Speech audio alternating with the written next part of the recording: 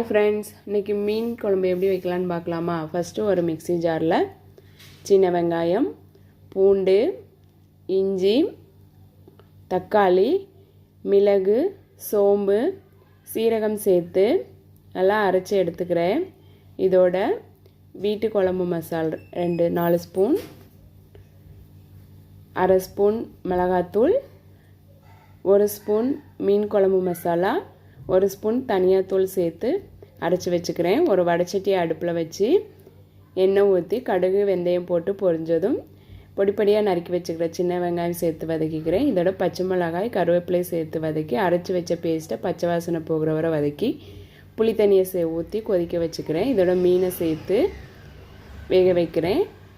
தேங்காய் அரைச்சி ஊற்றிக்கிறேன். மாங்காய் சேர்த்துக்கிறேன். மல்லி இலை தூவி இறக்கினால் சுவையான மீன் குழம்பு ரெடி. நீங்களும் செஞ்சு பாருங்கள். கடைசியாக நல்லெண்ணெய் ஊற்றிக்கிறேன். தேங்க்யூ.